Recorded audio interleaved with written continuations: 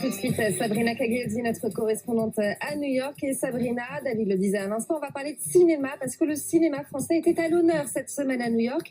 C'était la 14e édition du Focus on French Cinema avec 18 films francophones, dont 7 diffusés pour la première fois aux États-Unis. Et Sabrina, tu es avec Luc Hardy qui présentait hier soir son film.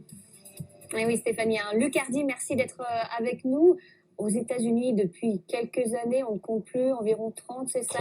35, waouh, ouais. 35 ans aux États-Unis.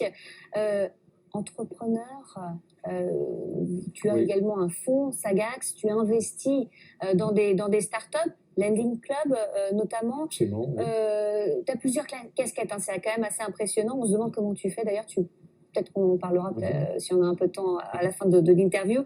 Explorateur via l'organisation Pax Arctica, auteur, réalisateur. Tu viens de présenter ton dernier film, Arctica Incognita. Hein, c'est le film de ton expédition vers les îles de Nouvelle-Sibérie.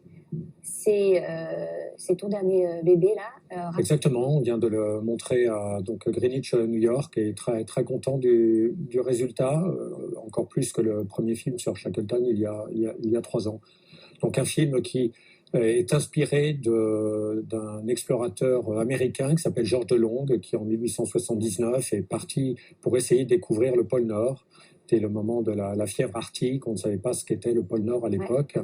On pensait que c'était même une zone chaude, verte. Voilà, il est parti. Malheureusement, son bateau, la Jeannette, a été prise dans les glaces. Et pendant 2 ans, il a dérivé.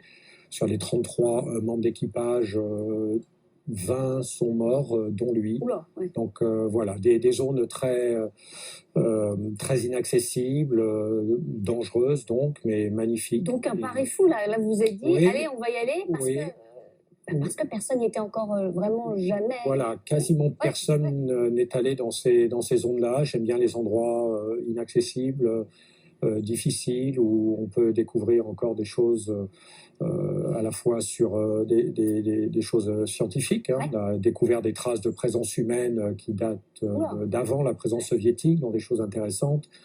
Traces de mammouths. On a fait de la cartographie, de géoinformatique sur ces îles que même les Russes ne connaissent pas. Hein. J'avais invité des membres du ministère de l'Environnement de la Yakoutie. Ils n'étaient jamais allés dans ces îles alors que c'est leur région. Wow, une région 5 fois grande comme la France, et on est dans une toute petite partie de la Russie. Vous êtes parti combien de temps? Pendant combien de temps? On est parti pour 1 mois, 15 jours sur un cargo russe que j'avais loué pour l'occasion.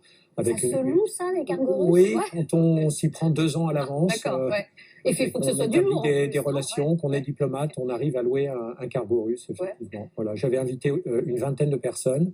Très international, russe, français, américain, et surtout des gens d'horizons très différents, puisqu'il y avait des scientifiques très sérieux, très calés, mais aussi des artistes, des musiciens, artistes peintres, et puis des sportifs de haut niveau, des athlètes, des apnéistes, dont l'ex-championne de France Aurore Asso, et puis le champion du monde Alexei Molchanov. Et on a plongé sur le site présumé du naufrage de la Jeannette, qui est donc le navire qui a coulé, le navire de Georges Delonge, il y a maintenant presque 140 ans. Wow. Prochaine projection en Europe, oui, projection, Monaco.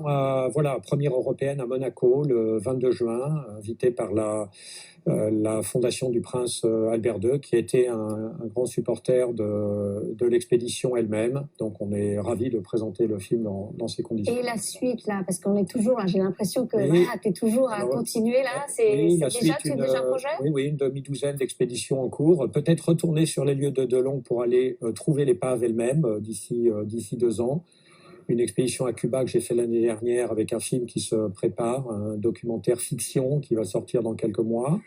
Et puis d'autres expéditions dans le Pacifique, milieu chaud, milieu froid. Sinon, à part ça, tout va bien, oui. Et ben, merci en tout cas d'avoir trouvé du temps, Luc Hardy, donc, pour venir nous parler de tout ça, nous raconter cette première mondiale donc, au festival Focus in French Cinema, le festival de nos films français. Arctica Incognita, merci beaucoup, Luc Hardy. À toi, David.